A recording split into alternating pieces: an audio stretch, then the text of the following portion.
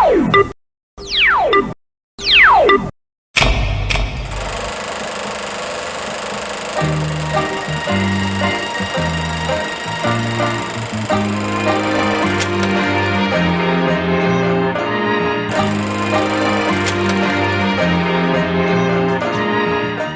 bem, minha gente, vamos voltando aqui com o estúdio agora para abrirmos o microfone do nosso reverendo Armando Ribeiro, que adora esse R retoflete. É o R do... Como é que se diz? Qual é o narrador lá da Globo? Agora fugiu. Mauro, é o Galvão. E aí, tudo bem? Como é que estão as coisas aí? Espero que os ouvintes... Estreando aqui o Virando as Páginas via rádio e via Facebook. Quero informar, inclusive, para as pessoas que estão nos assistindo através do rádio, tanto pela Rádio Bicuda como também pela Rádio Link, que neste momento iniciamos a transmissão ao vivo aqui do Virando as Páginas, do programa Link e do Virando as Páginas dentro do programa Link, através do Facebook da Rádio Link, que é @Rádio Link Web no Facebook. Você querendo olhar o rostinho lindo e fofinho do Armando Ribeiro, tá aí a sua oportunidade de saber quem é a mente brilhante que guarda todas as informações sobre literatura no Brasil e no mundo. Fala, Armando. É pena que o Jaime não está aí hoje, né?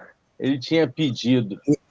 O Jaime, inclusive, está a postos para entrar, mas ainda não conseguiu entrar. Estou só esperando que ele me dá o que ele entra também. Está no Engate, né? Ele tinha falado sobre HQ e eu tinha prometido a ele que iria trazer um dos grandes personagens literários, mas também, ao mesmo tempo, um dos grandes idealizadores de muitos personagens, que é o Neil Gaiman, né? O Gaiman é um norte-americano. Na verdade, ele é inglês, né? Ele não é nem norte-americano, mas para quem não conhece o Neil Gaiman, para você que não está vendo, eu vou estar falando, mas para quem você está vendo, eu vou estar mostrando um dos livros dele.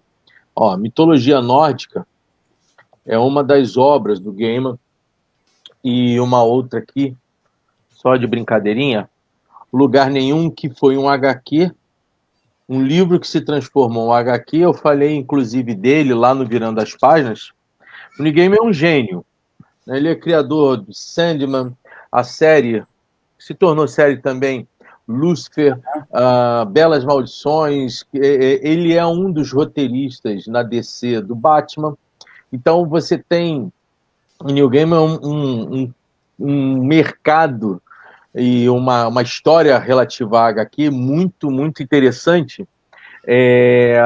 Também ele escreveu um HQ e também refez um romance daquela lenda nórdica, Beowulf, que foi escrito, inclusive, também foi trabalhada por Tolkien. Aliás, Tolkien e C.S. Lewis são grandes influenciadores do Neil Gaiman. Ele mesmo fala sobre isso.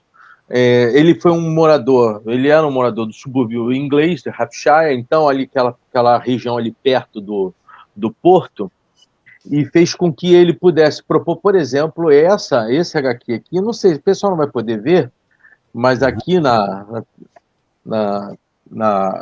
dando para dar uma olhada aí, Jansen? Acho que tá, né? Tô dando aqui, acho que tá parecendo legal, né? Dá. E ele é acompanhado pelo Mick Carey e o Glenn Fabry, que são dois grandes arranjadores de HQ. Esse aqui, então, é um desenhista de primeira monta. Ele sabe trabalhar bem. E o Neil Gaiman, ele tem uma conversão, digo assim, no campo da sua escrita, que ele consegue traduzir tudo que está no âmbito da literatura de uma forma muito, muito aceitável para o HQ, e ele acabou fazendo muito sucesso. Hoje ele mora nos Estados Unidos, né?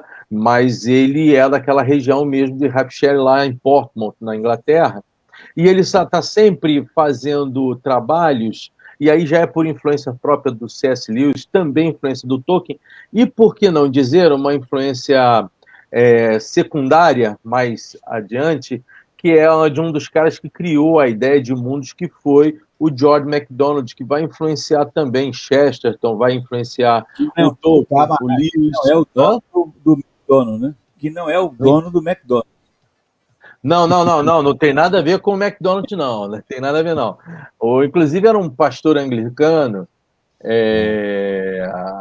o George MacDonald é um cara que vai viver lá, nasce naquela região das Highlanders, né? Então, a família dele, por exemplo, parte da família dele foi chacinada naquelas lutas que ocorreram entre Inglaterra e Escócia, e o George MacDonald, ele vem de uma geração de muitos escritores e poetas. Eu estou lendo o livro, vou estar falando sobre ele no Virando das Páginas no sábado, mas lá na página do Facebook, lá no grupo do Facebook, eu já dei uma palhinha, estou conversando um pouco sobre isso. Mas obras que o Gaiman pode nos trazer, né? Tem uma que para mim é bastante interessante, que é Coraline. Coraline é um livro que aparentemente todo mundo acha que é infantil, mas é um terror de primeira monta. Já saiu em série, já saiu em filme também, já faz uns 5 anos. Né? O primeiro livro dele foi Deuses Americanos, que virou série lá na Amazon, se eu não estou enganado. Tem outros tantos. Ele trabalha muito essas condições de mundo. Quem nunca viu a Stardust, a Lenda da Estrela, também virou filme. Então ele tem uma concentração muito grande em trazer. Ele é sempre muito mórbido, né? Parte dos seus...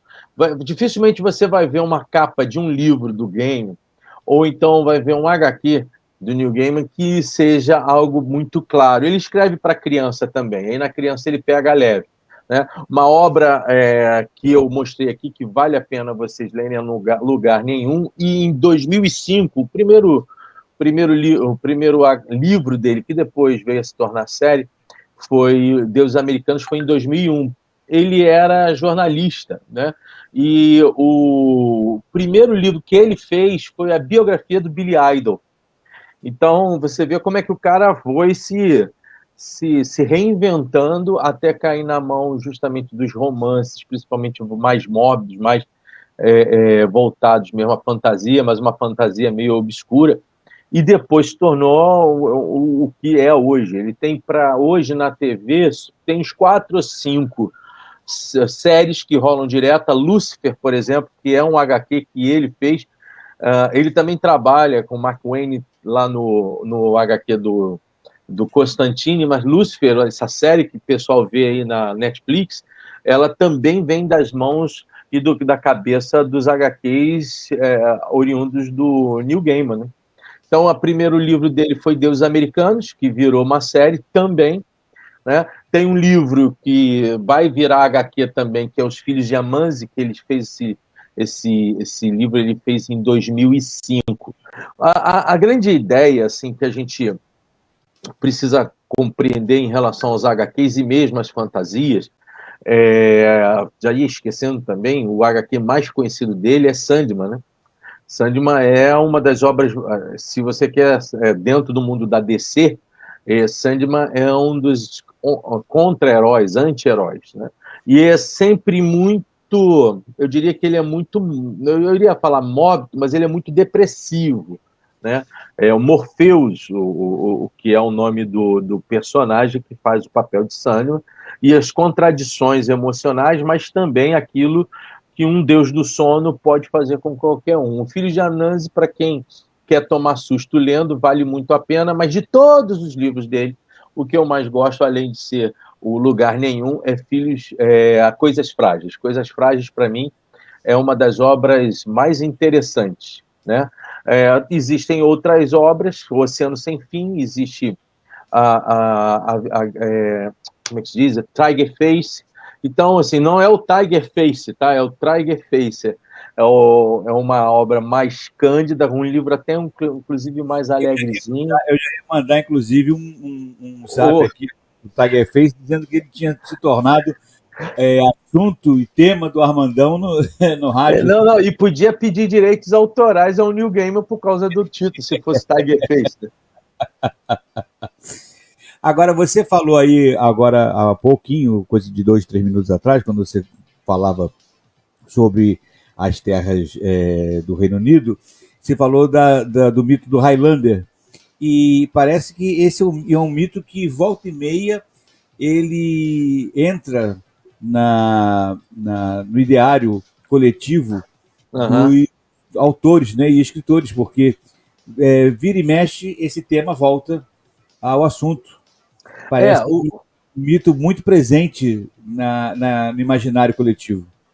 não, o que acontece quando eu falei do Highlander em relação ao George McDonald, essa região existe, tá, gente? É uma região mais ali, perto dos montes escoceses, são cidadelas mais distantes dos grandes centros, e eram, na época, né, grandes feudos, né, e grandes clãs que se desenvolviam por lá, e o pessoal, obviamente, vai sempre se utilizar de elementos mitológicos para transformar isso mesmo que você estava falando, né? Lembra o Highlander? Eu não sei nem como é que até hoje não teve um remake dele. Eu me lembro, na década de 80 nos Foi 80?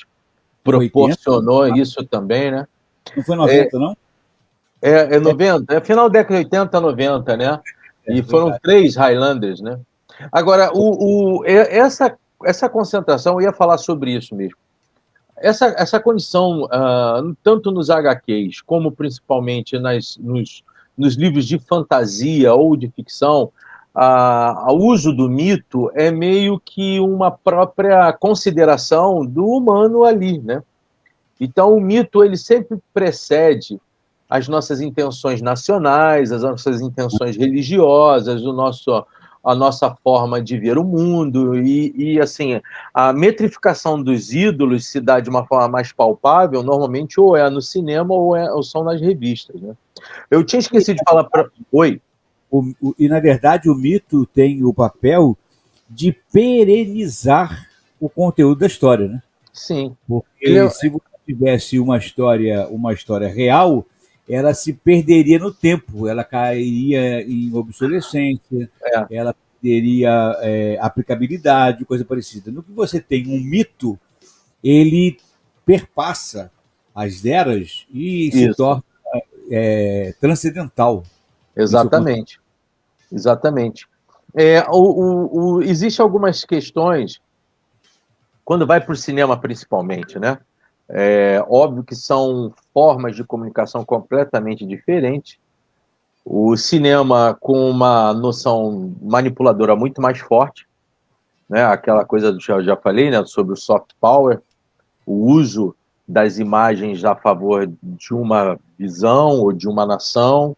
A gente vê Uhum. isso muito com Avengers, né? O Capitão América nada mais é que a própria perenização da ideia dos Estados Unidos como potência do bem em relação a tudo que acontecia, tanto que ele vai lutar contra um grupo que é a Hydra, que está ligado, que a princípio era um dos braços do nazismo. Então, assim, fica claro que existe um soft power ali nisso. Mas existem alguns autores... Eu quero que você repita a palavra Vingadores em inglês, que você falou de uma maneira linda. Eu quero ouvir de novo. Repete. Avengers, os Avengers. Nossa, mas eu não sei nem fazer. Se eu falar um troço desse, eu quebro a língua. Pô, Muscular. a língua tem que dar uma torcidinha para ficar. Agora, Existe...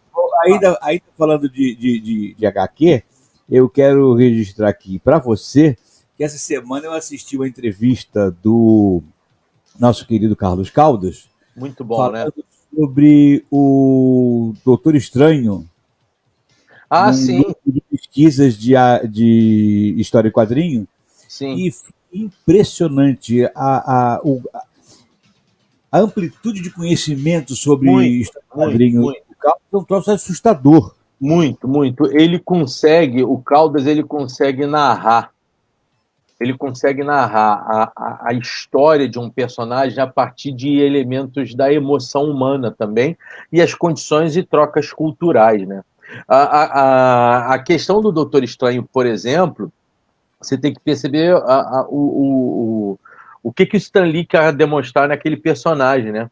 Ele demonstra, ao mesmo tempo, uma sonora oscilação entre um cara que anteriormente era um médico brilhante, mas ao mesmo tempo ultra egoísta, um neurocirurgião capaz, e depois ele consegue, devido ao seu QI, e ali o livro, o HQ mostra de forma melhor, mas a televisão passa lá para todo mundo ver isso, ele acaba então conseguindo ter a capacidade de ser um ancião, né? Uma maneira de revigorar as suas forças. Só que o que acontece é que essas histórias, por exemplo, do Doutor Estranho, elas vão ser criadas na Era de Prata das histórias em quadrinhos americanas, né? Que vão ser personagens diferentes àqueles temas anteriores que existiam nos próprios escritos do Stan Lee, né? Normalmente esses personagens eles são mais místicos, né? A Marvel utiliza esses personagens com muito mais costuras místicas. E uma outra situação, né? O próprio Doutor Estranho, que a princípio nos é passado como um herói, ele se torna um anti-herói ao seu tempo. Então, mostra esses contornos da humanidade, como nós não somos. As contradições também. Oi? E as contradições também. Sim, você veja que no final a figura do Doutor Estranho, ele vai participar de vários grupos, né? São os Defensores, os Vingadores, a Ordem, os Filhos da Meia-Noite, aí ele vem com os Novos Vingadores de novo, então ele tem assim, os filmes não vão mostrar a condição de mística, o mago que ele é, o feiticeiro, ele é um feiticeiro, né? Então existem aí algumas... A questão, por exemplo, quando você vai onde ele fica, no Sanctum Sanctorum, principalmente, né, que são uma base de operação dele ali, como é que ele amplia as relações e o fazer com que ele, ao seu tempo, acabe se opondo até aquilo a qual ele fazia parte, né? Que era justamente os Avengers, ela fazia parte com um grupo, todo mundo junto. Quanto à relação aos filmes, o primeiro filme, e muito bom para ser visto, do Doutor Estranho, ele é de 1978, e é um filmaço que fugiu um pouco desse espectro que nós vimos agora nas apresentações dentro dos filmes da Marvel de agora, né? Quem faz o papel do Doutor Estranho é o Peter Houten, que é um baita de um ator, e ele consegue trazer para dentro do filme justamente essa angústia e essa dubiedade de vida que o Doutor Estranho tem. Mas o Carlos Caldas, rapaz, ele vai levar isso lá para o campo da teologia, vai levar isso para o campo do existencialismo. Ele vai viajar por isso. São formidável. Agora, vamos para um rápido intervalo. Na volta, eu quero conversar com você sobre fatos e acontecimentos que não são tão apropriados para a história e quadrinho, mas que não deixam de ser uma história muito estranha que nós estamos passando aqui nesse país. Nunca foi tão quadrinho. Nunca foi tão quadrinho. O duro é que a gente não sabe o final, né? A gente não consegue saber o final, exatamente. Primeiro que, se você estiver falando de Brasil, todo mundo é vilão. Eu não consigo ver nenhum herói nessa história, não. Também não consegui encontrar nenhum até agora. Vamos ver se a gente consegue encontrar um mocinho nessa história em terras brasílias, mas a gente fala sobre isso já já, depois do intervalo. Você que está nos ouvindo, não sai daí, a gente volta logo, vamos ouvir um pouquinho de música e daqui a pouco o Armandão já volta. Vamos lá. Onde estava você, Armando Ribeiro? Fui no pit stop aqui, achei que ia dar, mas tudo bem, cheguei rápido. Você demora para entrar no pit stop. Para entrar no pit stop, você tem que aproveitar que eu falo, volto já, e você sai correndo. Aí você tá desnulador. Quem tá vendo isso aqui, ó, isso aqui é um chazinho, tá, gente? Não é nada de mané que tá num copo, pode parecer. E aí esse aí é um chá altamente diurético, então vamos que vamos. Mas foi rápido, troquei os pneus rápido. Já sabendo disso, o próximo intervalo eu faço de 10 minutos. Não, já não há problema. Sem problema nenhum, tão bem. Já estou bom para fechar o circuito hoje.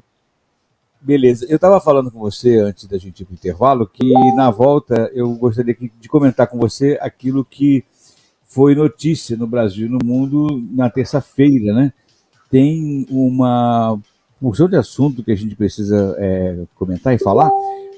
Vamos começar pelo pronunciamento do nosso presidente, falando sobre o ano da vacinação, que vai ser 2021. Não dá para ter sido 2020 também, não? O que você achou disso tudo, Armando? Fala aí. Eu vou.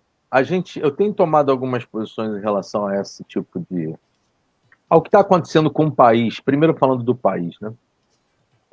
Que eu acabo ficando meio que uma terceira via de todos os debates que estão sendo feitos por aí. Eu acho que você tem várias formas, ou tinha várias formas de lidar com o vírus propriamente dito, ou com a pandemia, ou com esse problema que nos achegou, que é uma guerra. Jamais o ideológico, de que lado fosse. Sim. E desde o início eu vejo uma defesa do Bolsonaro sobre campo ideológico que chega à cegueira dos fatos, negacionista ao extremo, e, por outro lado, parte de uma oposição também se utilizando da pior forma possível o uso do vírus como um instrumento de contraposição política, né? Haja visto que o antigo presidente Lula falou na semana passada, ou retrasado, um discurso terrível, um discurso completamente fora de padrão. Ontem, me parece que o Bolsonaro sentiu a mesma coisa, se é que sentiu, mas os correligionários do Bolsonaro sentiram, que pau que bate em Dilma, bate em Bolsonaro. Sim. O panelaço ontem não é significativamente um panelaço apenas ideológico, eu não creio nisso. Como eu também não culpo a nenhum e nem responsabilizo a nenhum eleitor de Bolsonaro por ter votado nele. Existiram construções que precipitaram essas eleições. Penso eu que a fala do Bolsonaro ontem, ela chega em alguns momentos, ela não tem uma coerência a partir do momento em que ele está se obrigando a fazer aquilo que ele sempre negou. Eu, sinceramente, no caso do coronavírus, fugindo de tudo e de todos, naquilo que cada um dá a sua opinião, como nós devemos nos comportar em relação a isso, eu tomei ivermectina, tomei tudo e vou me vacinar. Simples assim. Não estou nem um pouco preocupado com que a ala à esquerda mais hilariante, a ala à direita mais bolsonarista, brutal, possam pensar do que eu fiz. Simplesmente eu o fiz. Uhum. Hoje, o Bolsonaro deve perceber que não deve ter tido nenhum conselheiro decente para dizer para ele o seguinte, ou então ele é extremamente teimoso, a ponto de alertá-lo, não seja um negacionista, não faça isso porque o Trump fez. Não seja negacionista porque você vai ficar sozinho. E hoje o Bolsonaro é uma figura, mundialmente falando, no campo das lideranças de países, principalmente entre os 10 maiores países do mundo, diria eu, entre os 5 maiores países do mundo. O Bolsonaro é o único presidente que está sozinho, porque o Netanyahu ele optou pela ciência, o Trump, enquanto pôde, não optou, mas quando a coisa cercou, ele começou a aceitá-la e deixou o Brasil sozinho, né? O próprio Netanyahu. O Netanyahu, não, falei isso. O Netanyahu ele tomou decisões coerentes, porque o Netanyahu ele aceitou a ciência e não adianta, por exemplo, as comparações, não é? Mas foi fácil de vacinar lá em Israel porque Israel é menor. Eu não estou falando de números, eu estou falando de atitude. E nós estamos num momento onde os debates estão muito voltados à boçalidade das comparações numéricas. Porque se eu for comparar numericamente o Brasil à Índia, que tem uma população muito maior do que a nossa e um número de mortes muito menor, sob padrões de vida, alguns muito similares aos padrões de vida do interior do Brasil, das regiões mais empobrecidas da nação, a Índia também tem isso, eles tiveram um padrão bem menor ainda de morte, sem dizer que é uma coisa que tem que alertar a todos. O Brasil é o único país dos BRICS que não participou diretamente da fabricação da vacina. ou do estudo direto da vacina. Você pode até dizer que tem brasileiros à frente, e tem muitos, o que me deixa mais chateado ainda, porque esses brasileiros poderiam estar fazendo aqui isso, né? Pois é. Então, E aí você tem hoje um Bolsonaro que sentiu, e aquele pragmatismo mínimo que um líder deve ter, se ele não pensasse, e eu não estou nem dizendo se ele pensou ou não no país, eu não vou entrar nessa ideia de chamar a pessoa de genocida ou não, não quero participar dessa lacração, eu quero só apenas ser cirúrgico na minha visão. Eu acho que ele perdeu a grande chance, e me sinto muito habilitado em falar nisso, porque não votei em Lula e nem votei nele, porque o Haddad era Lula, então não votei nem em Lula e nem votei nele. Eu acho que são duas formas de administração hoje completamente precipitadas. Ele não aliás, optou... Armando, o Netanyahu está se prevalecendo disso agora nesse momento de eleição. Exatamente por conta da atitude dele. Né, por conta da atitude dele. E essa semana, inclusive, eu escrevi, não, na verdade, no final da semana passada, eu escrevi na minha coluna no Link Our Review exatamente sobre isso. Não importam os números, essas comparações numéricas são idiotas, né? Porque quando eu tento minimizar o nosso número, comparando com outras situações piores, como, por exemplo, em países como a Áustria ou a Suíça, que por 1 milhão de habitantes tem muito mais gente morrendo do que aqui, isso é uma comparação tosca, porque não importa se por lá, na proporção de por 1 milhão de habitantes está morrendo mais do que aqui, acontece que o nosso número absoluto é infinitamente maior. Além disso, 1 ou 295 mil vai dar no mesmo, porque o que acontece é que temos vidas perdidas.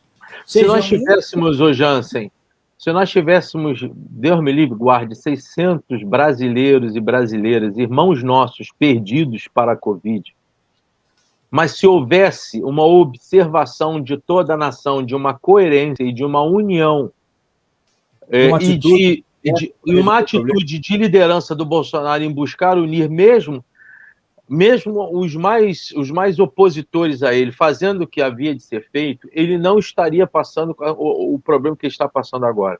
E não mais, sido tomado, né? A Covid veio nos mostrar também, e aí não colocar tudo no colo do presidente, veja aí o STF perdido como está, a Covid veio colocar uma foto do Brasil que desmoronou aqueles discursos que tinham de coisa de um ano atrás, mesmo das próprias mídias oficiais, das TVs, dos comentaristas, de que nós tínhamos instituições fortes e que a relação entre os poderes conseguiria superar todas as crises existentes no país.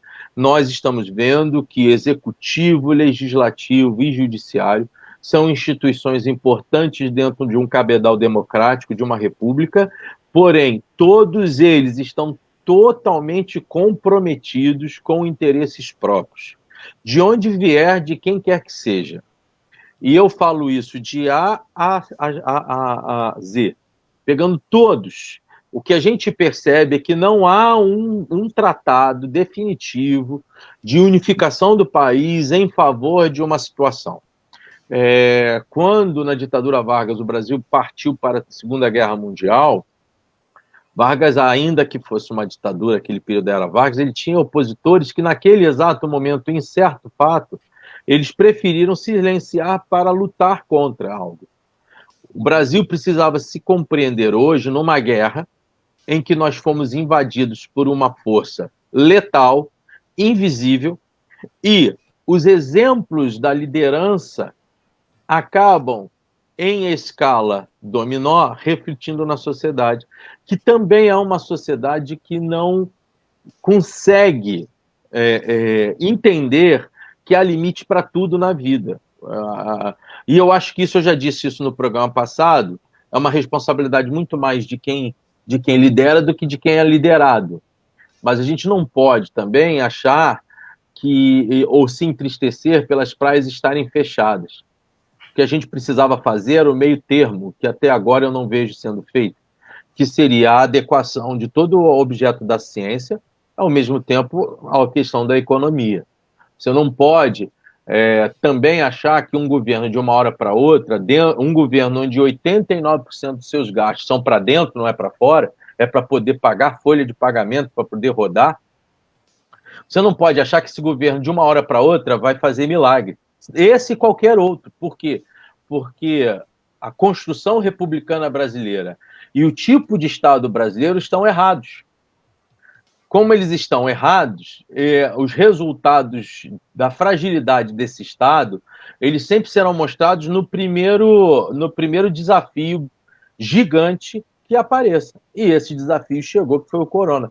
Esse Estado não foi capaz de sobreviver à onda de 2009 econômica. Nós não sobrevivemos a ela. Uma presidente caiu por causa disso. A presidente não caiu. O PT não caiu porque roubou ou deixou de roubar, e eu sempre acho absolutamente coerente a ideia de que o PT roubou. Está claro isso. Isso para mim está claro, está lá, tá tudo lá escritinho. Né? Isso está muito claro. Como eu acho também que a forma como o Moro, hoje, percebendo como ele lidou com isso, também foi errada. Então está todo mundo errado nesse estroio. Mas se a economia brasileira estivesse bem, Jansen, em 2007, 2008, 2009, vindo bem, e continuando isso nos governos Dilma, ela não cairia. Eu tenho absoluta certeza que ela não cairia, porque a República Brasileira ela não toma, ela é muito atrasada aos clamores populares. Se você não tem clamor popular negativo ao presidente, ela continua. Uma das formas do Bolsonaro estar ainda aí em pé é que ele tem 30%, é um monolito percentual que não desgasta. Né? Ele parece que ele chegou no cume que não cresce mais, nem desce mais, vai depender agora das eleições de 2022, que eu espero que ocorram. Eu peço a Deus que elas ocorram. Eu começo a achar, às vezes, que essas eleições podem não ocorrer dentro do Estado, não é do Estado brasileiro, é do estado das coisas no Brasil, como elas estão, e como as propostas estão sendo feitas da forma como a gente está vendo. A utilização do Covid ou para negar, ou para se utilizar dele como arma, propondo um choque a esse governo que aí está. Eu estava vendo ontem, eu fiz uma experiência de ouvir os programas jornalísticos de ontem. Por um percentual um pouquinho maior, falou-se sobre o julgamento acerca do Moro e a postura do Moro ante aos processos do Lula, mas, em geral, parece que também estão procurando uma mesma emissora que diz que tem que fechar tudo, ela depois colocou os repórteres para olhar os ambulantes que não tem onde receber. E aí joga para o que o governo tem que fazer. Obviamente que o governo deveria fazer, mas a grande questão é a emissora está dando a escolha de pirro para qualquer tipo de presidente, seja o Bolsonaro, fosse Dilma, fosse Lula, e venha lá quem vier. Como é que você, em pouco tempo, consegue medir a economia brasileira, que é enorme, apenas com o Estado, o braço do Estado, um Estado que hoje tem um custo médio interno de 85% do total de sua arrecadação. Então, a gente está vendo hoje a costura de uma sociedade completamente enfraquecida, de um Estado perdulário, o Estado brasileiro é perdulário, na sua grande maioria, e de as entidades, as instituições republicanas lutando entre si. O Armandão, se esgarçando demais esse tecido. A sensação que eu tenho é que estão levando ao limite da possibilidade de manter uma estrutura sem ruptura. Isso. E me preocupa muito também. Eu partilho da preocupação em relação a isso, e eu não sei a que ponto nós chegaremos nesse afã de extremar a polarização. É verdade. Parece que, por mais que a gente fale que a polarização política tem causado danos ao Brasil, não obstante essa fala que parece ser comum e ser coletiva, as lideranças não se mantêm tentando esticar ainda mais para mais extremo. Sim. E, Jansen, isso, as pessoas estão focadas só olhando para o Brasil para dentro. Isso me parece, no sentido global, Isso me parece um fenômeno que também está acontecendo lá fora em muitos lugares. Eu percebi isso também. Mas principalmente com a subida de Biden ao poder, as pessoas não estão acompanhando. Nos últimos 15 dias, nós tivemos 6 operações de diversos países na Síria de bombardeio. Nós tivemos um bombardeio de Israel, tivemos um bombardeio americano. Essa semana teve um bombardeio dos russos na fronteira com os curdos, com a Turquia, ao norte da Síria. Houve um bombardeio turco na mesma região. Nós tivemos um avanço de milícias pró-Irã ao noroeste da Síria. Eu estou falando só desse trecho, mas se você hoje for ver, ontem, Rússia e China assinaram um acordo de atuação mútua que responde bem ao Biden, a política que o Biden está propondo, uma política perigosa, num momento perigoso, porque historicamente, Jansen, 2 situações precedem uma guerra. A primeira é a crise. Nós estávamos saindo dela, de uma crise econômica, estamos voltando para ela. A segunda, se você for ver, a par e passo, as grandes pandemias. Se você for ver quando a gripe espanhola realmente ela surgiu, faz as contas, você vê logo depois as guerras acontecendo. Isso faz parte de um contexto histórico, infeliz e histórico, de uma contraposição que se dá a tudo aquilo que seria de melhor a fazer e que não tem sido feito, que é a questão da razão. Quando você usa a razão para fazer as coisas, e nesse sentido, a fé ela ajuda por um lado, mas se ela não for bem trabalhada, atrapalha.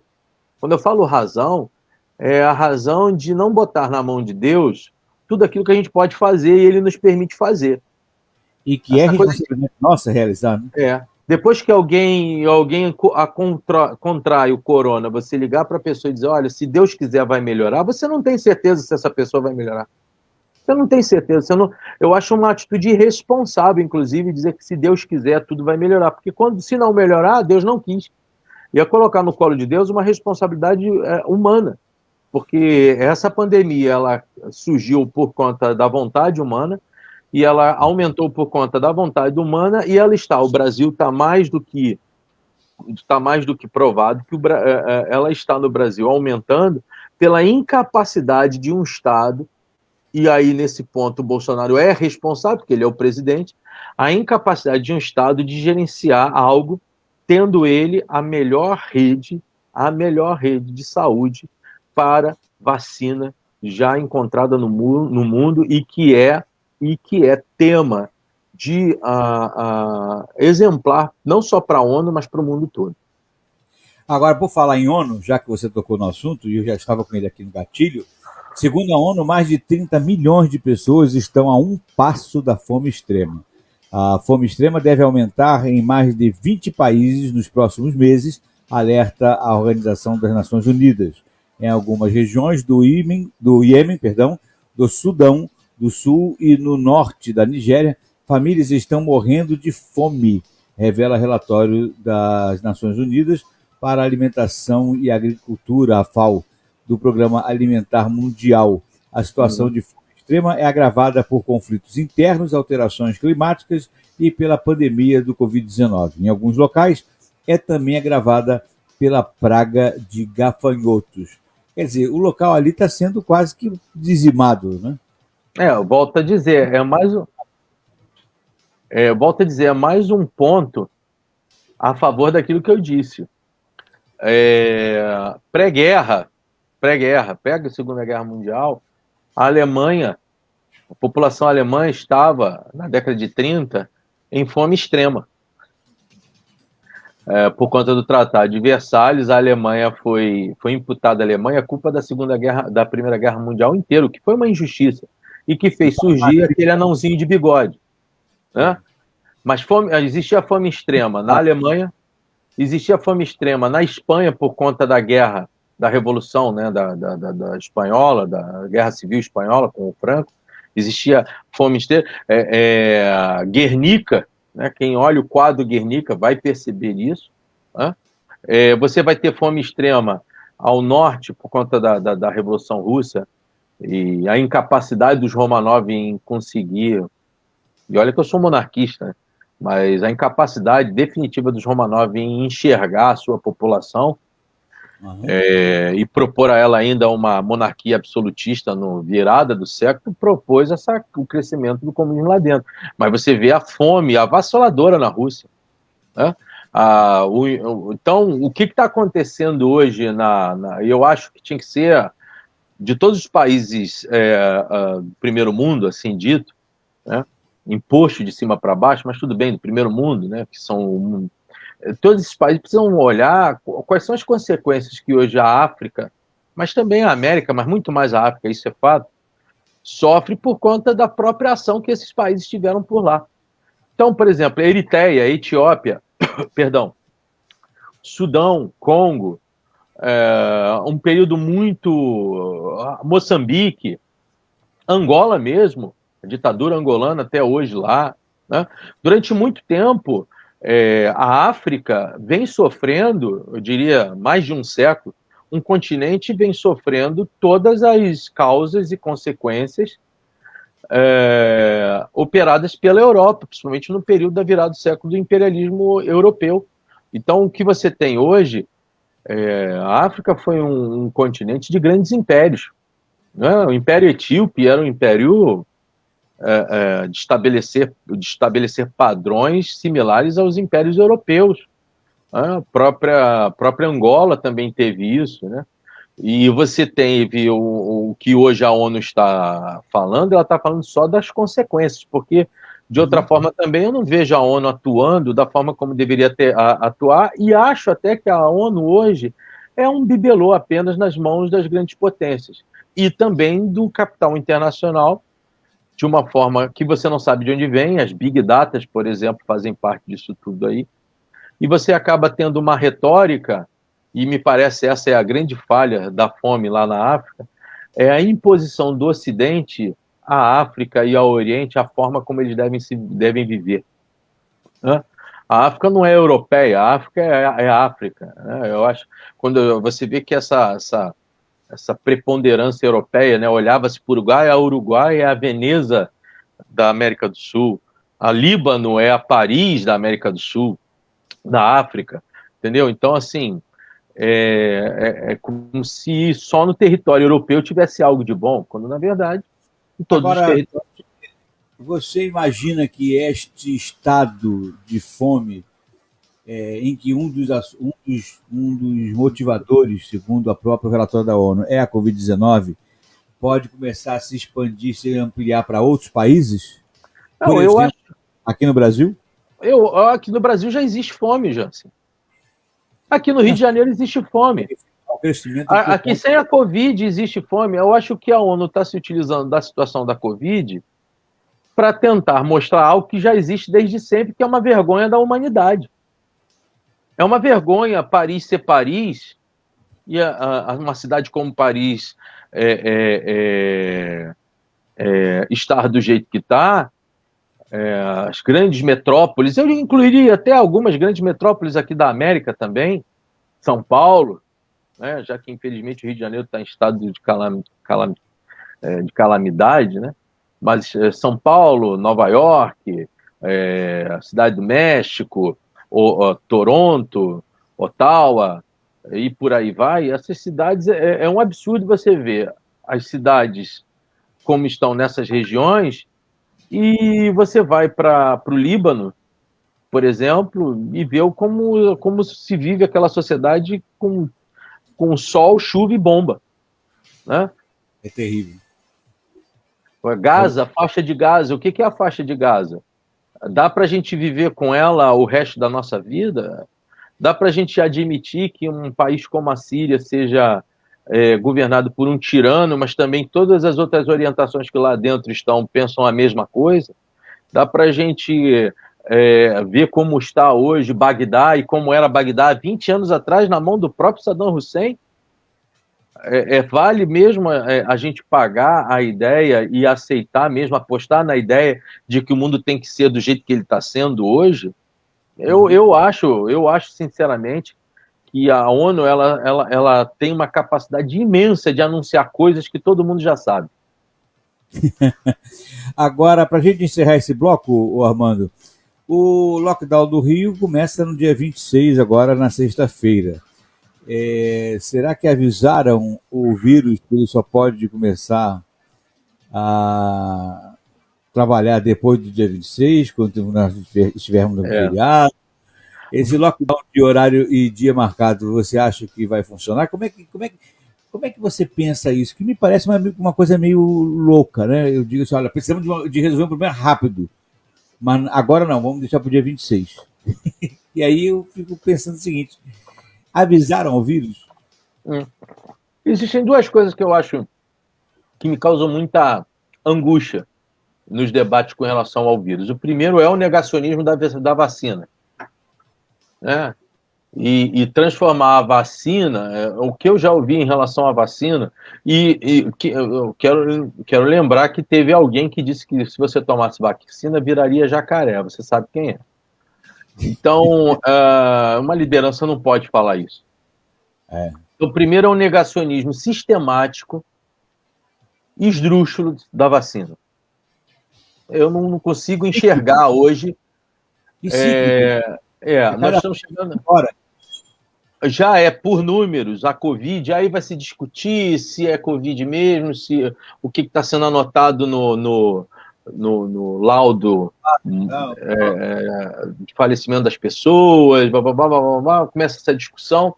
Eu sei que a gente tem 300 mil brasileiros perdidos nesse período todo, e a Covid hoje, no ano, nós estamos em março, e se pegar do início dela até hoje, ela foi, sim, a doença que mais matou brasileiros esse ano. E as comparações são esdrúxulas. Para mim, são esdrúxulas. Morre-se mais no trânsito do que de Covid. Mas aí o vírus que mata no trânsito é o próprio ser humano. O ser humano se ajeita com lei. O ser humano se ajeita com um Estado forte. Não é um sistema de saúde que não está funcionando. Ser humano, exatamente. Então assim, para mim não conta isso. O que conta para mim é que 300 mil pessoas poderiam estar aqui entre nós, ou boa parte delas, e elas não estão. Negacionistas, inclusive. Né? A Covid ela não tem proposta ideológica. Ela mata centro, esquerda, direita, agnóstico, teísta, ela mata todo mundo que ela quiser matar dentro dessa composição louca que também é esse vírus, que parece mais um bingo biológico. Então, esse é o primeiro erro, é um negacionismo sem nexo. E que se repete na história, porque Oswaldo Cruz também, a revolta da vacina, todo mundo sabe por que aconteceu. Então, assim, esse medo nosso da ciência, né? No meio desse negacionismo também, por outro lado, o uso da ciência como braço político, que eu também discordo. Aí deixa eu só terminar já um outro ponto aqui, rapidinho.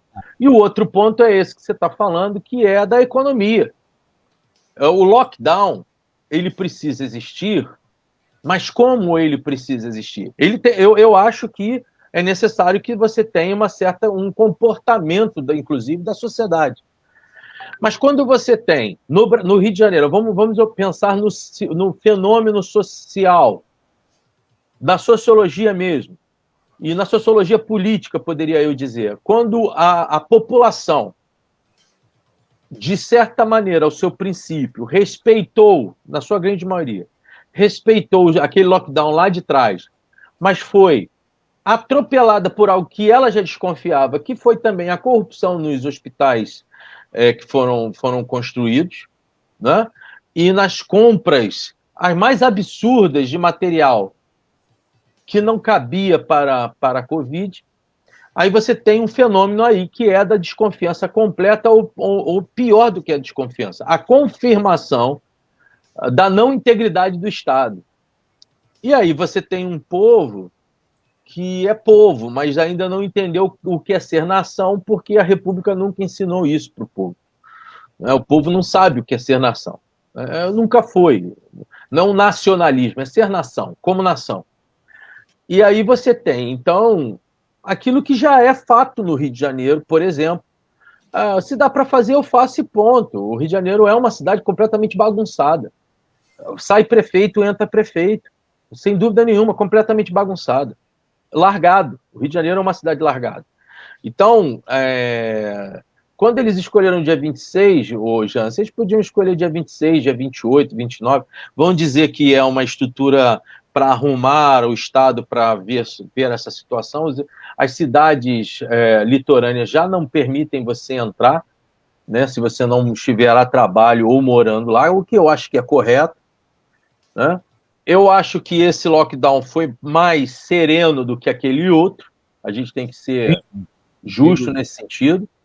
E a gente tem que olhar realmente a pequena e média economia, as pequenas e médias empresas nesse momento. Eu sei que os empresários vão sofrer.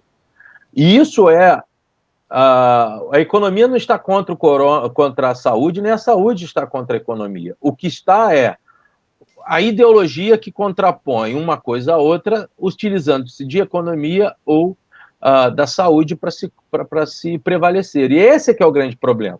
Esse é o grande problema.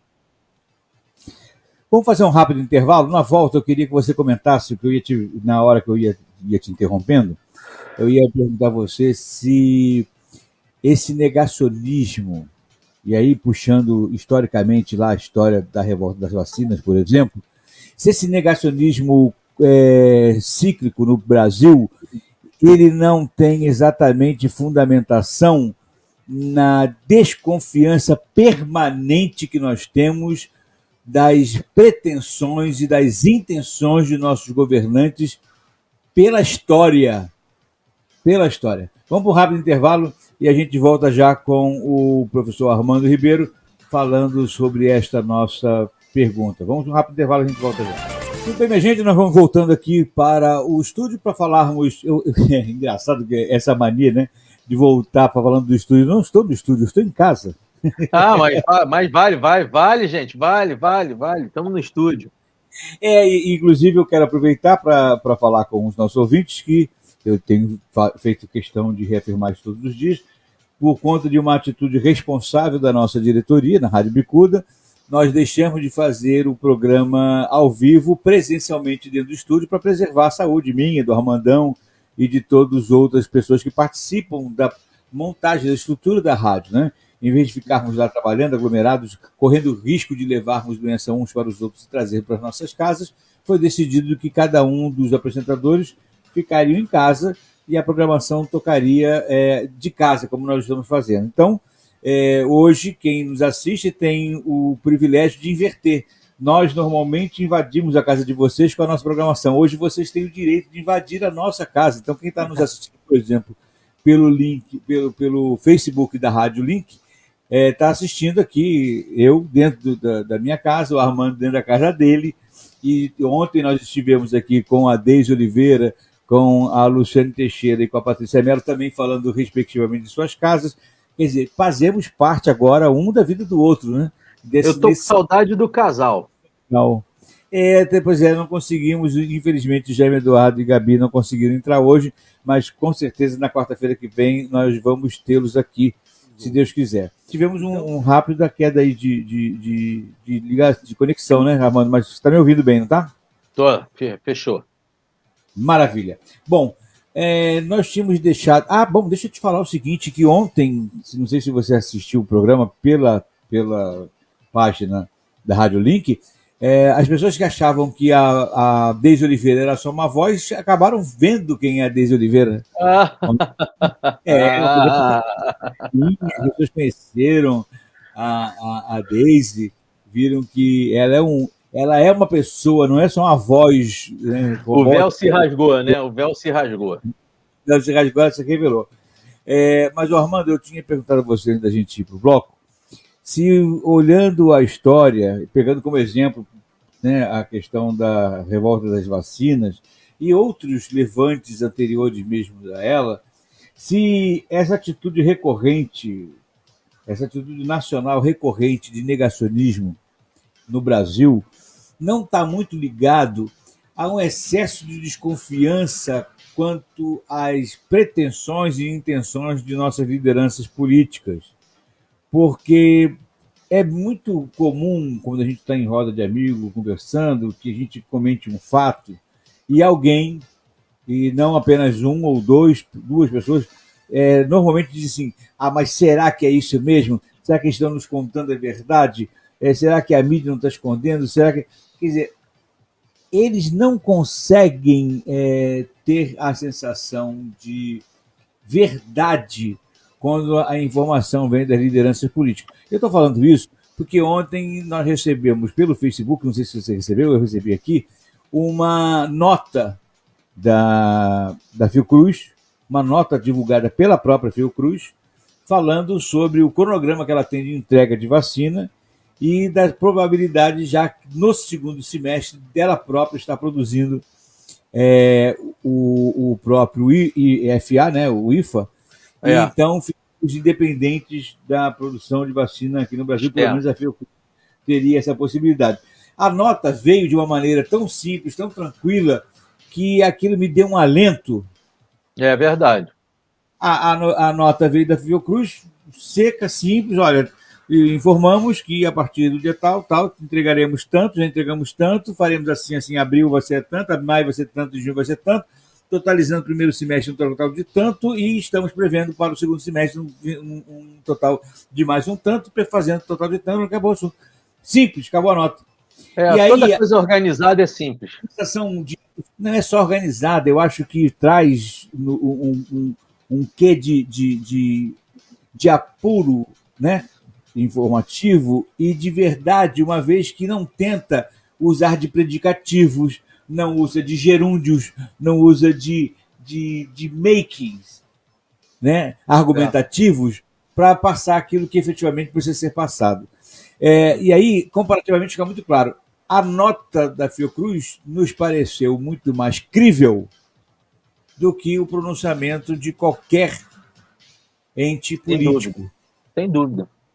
Porque a Fiocruz tem uma história de confiança, né? Uma história de vacinação, tem uma história de... pergunte a qualquer pessoa com HIV como é que é o tratamento que foi dado a eles lá na Fiocruz. A questão também da distribuição de remédios, não só para o Brasil, mas para a África, para a América Latina. A Fiocruz ela tem um número muito grande de profissionais qualificados, pesquisadores, que se interessam pelo que fazem, que não são aventureiros de primeira mão, de primeira voz. A Fiocruz ela não precisa se utilizar da forma como o Bolsonaro fala ou da forma como o Dória fala para tentar colocar uma segunda intenção ao seu discurso. O discurso da Fiocruz é esse aí que você ouviu e ponto. Não existe nada por detrás disso, né? Então, mas eu não acho não, Jansen. Eu acho que a questão voltada ao negacionismo Erastóstenes, anota o nome desse cara. Erastóstenes é do ano de 276 a.C., né? Ele foi Erastóstenes, não é nome de remédio não, é nome de gente. Ele percebeu que a Terra ela não poderia ser plana, ela teria que ser cíclica pelo simples fato dele não conseguir enxergar do outro lado os outros territórios, e Aristóteles era grego, então tinha várias ilhas próximas. Ele dizia que as ilhas mais próximas eram, ele conseguia enxergar, as outras que estavam posterior a ele ele não conseguia. E ele diz: como eu posso enxergar o Sol que está muito mais distante do que essas ilhas, e eu não consigo enxergar as próprias ilhas que estão mais próximas de mim, né? Então aí vai lá no século XVI, o Fernando Magalhães vai fazer aquela grande viagem de navegação que vai circundar todo o globo, né? Esse processo até hoje, nós temos hoje... Ou seja, sem GPS. Sem GPS, sem nada. Então você tem um cara sem GPS, que está... Sem nada, que a Terra não pode ser plana. Isso. Tem um cara que está no período clássico grego, né? Grécia Antiga, Grécia Clássica. Tem um pessoal que está ali tem um cara falando que a Terra não tem como ela ser plana pelo simples fato da observação. E tem o outro que no século XVII vai fazer a sua viagem sobre o globo todo. E você tem hoje gente que acredita que a Terra é plana. Respeito. Eu só não quero que me olhem para mim como se eu fosse um idiota por achar que a Terra é o que ela é, né? Redonda. E é interessante que você tem a Terra, só a Terra seria quadrado, o Sol é redondo, a Lua é redonda, Marte é redondo, Júpiter é redondo, as estrelas são circunferências, não necessariamente circunferências exatas, não, mas a Terra ela tem que ser quadrada, como se a gente fosse a mesa de ping-pong do espaço, né? O outro lado você vê o Giordano Bruno. Giordano Bruno, ele foi condenado pela igreja só porque ele assentiu a possibilidade de vidas fora do planeta Terra. O Galileu Galilei foi obrigado a se pedir desculpa, porque senão ele seria, ao ser processado ele seria processado pela Inquisição, seria seria queimado pelo seu pecado e dizer que a Terra é heliocêntrica, ou seja, o centro do nosso sistema ele é solar, ele não é um sistema terrestre, né? Então diz, olha, não é o geocentrismo que manda, é o heliocentrismo. Não é todo mundo girando em torno da Terra, é a mania humana de achar que tudo gira em torno do seu umbigo. Nós giramos em torno do Sol. E depois a igreja, ele já tinha morrido, né, já tinha pedido as desculpas necessárias para poder viver, então ele só depois de séculos e séculos a igreja vai dizer, erramos mesmo, mas depois que viram que estava errado, não, logo depois, quando viram que tudo estava errado, já no meio da Renascença, do Iluminismo, foram incapazes de fazer qualquer coisa, qualquer tipo de tratado, encíclica, seja lá o que for, qualquer documento pedindo desculpa pelo que aconteceu com Galileu Galilei. Hoje, uma das instituições que tem dos maiores telescópios do mundo é a Igreja Católica, e faz ela muito bem e estuda. Você tem astrônomos dentro da Igreja Católica, e existe inclusive hoje sacerdotes que acreditam em vida fora da Terra. Para você ver, existe pessoal que nega até hoje que houve holocausto. Existem pessoas que acham que aquele fato a pisada norte-americana na América também é uma mentira. Então, essa questão negacionista, ela faz parte de um quê do ser humano. E o que é o negacionismo? O negacionismo é você se contrapor a uma realidade prática ou cientificamente comprovada. Existem realidades que não precisam ser cientificamente comprovadas. Praticamente você comprova. Né? Você, se colocar o dedo numa panela, você vai se queimar. Com a panela quente, você vai se queimar. Existe a proposta humana é sempre negar isso, saltar sobre isso. E isso não tem nada a ver com fé. Tá? Isso tem a ver com um quê do ser humano em não saber lidar com as mudanças, principalmente quando essas mudanças elas são ruins. Né? Então, tudo que a ciência... E outra coisa, a gente não precisa deificar a ciência. A própria ciência ela se contrapõe. Você tem na filosofia da ciência, você tem vários filósofos que destacam o que é ser ciência, e cada escola, existe aí não necessariamente uma luta, mas um debate, um diálogo, para tentar determinar efetivamente o que é a ciência. Até hoje, acham que...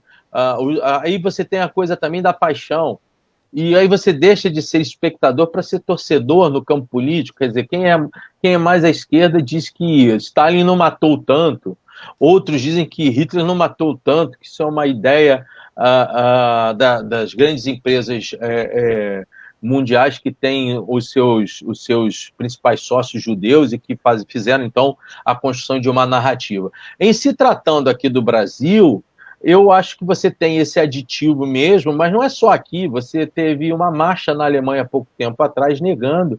E eu não acho que você não tenha direito de negar a vacina. O que você não pode, e aí você paga pelo negar.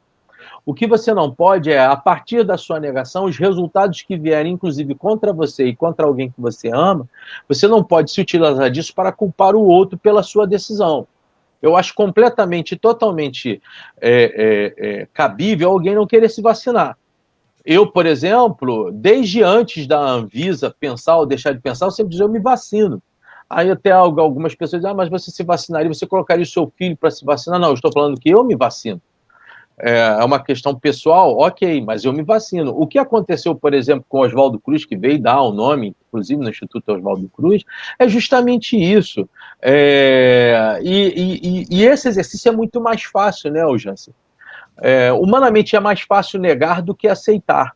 Aceitar que nós estamos hoje vivendo uma pandemia ao bom estilo apocalíptico é difícil. Aceitar que você, ao ir à praia e se misturar com um monte de gente sem máscara, você pode ser alcançado ou fazer outras pessoas serem alcançadas pela Covid, e isso pode gerar a morte de alguém, também é mais fácil você não aceitar isso e dizer que a praia está maravilhosa, vamos lá, vamos mergulhar, como se o mar fosse sumir daqui a 3 dias, nós estivéssemos perdendo o mar à nossa frente.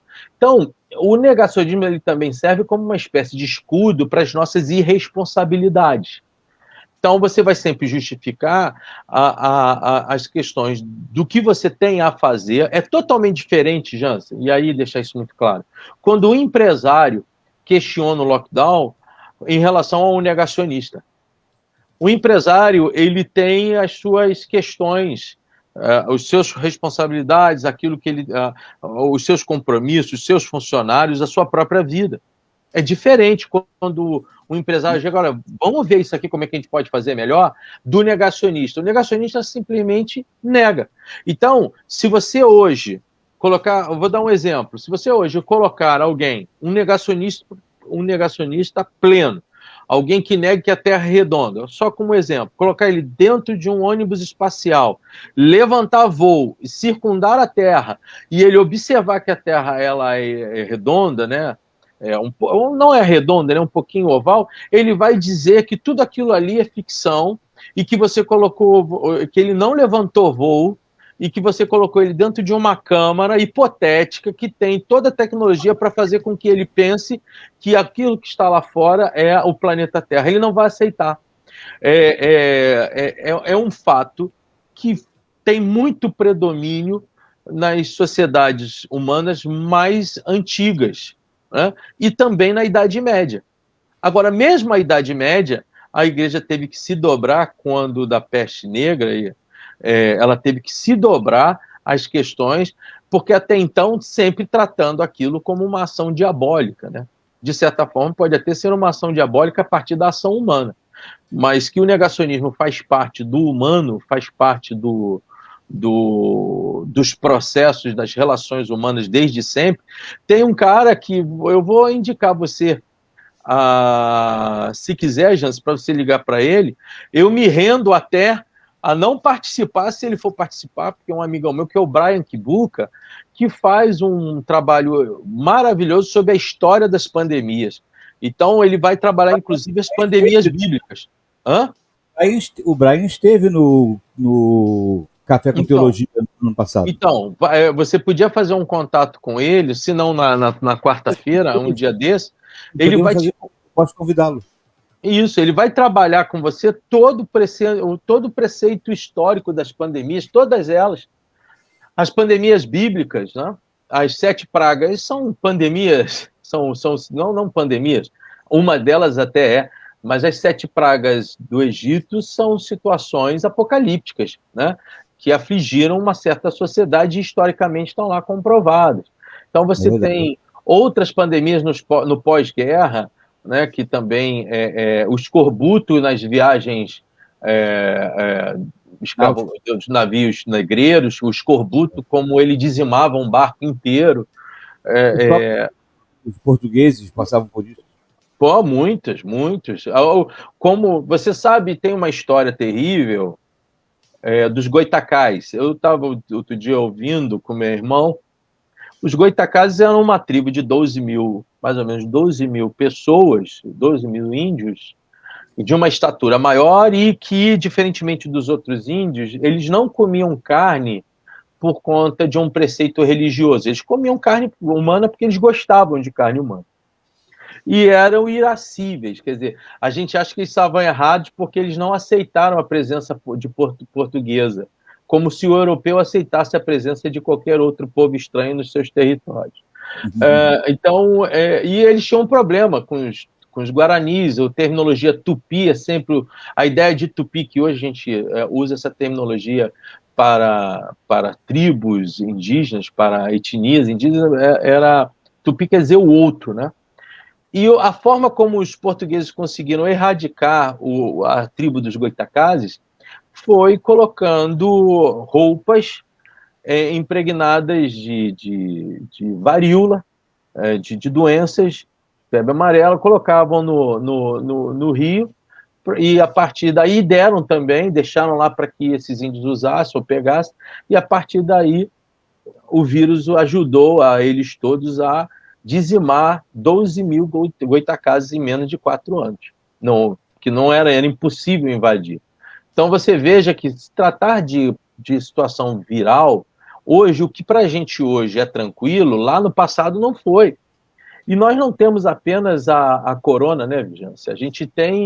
Você tem aí o H1N1, você tem a chikungunya, você tem a Zika, que me estranha, de repente parou-se de falar da Zika.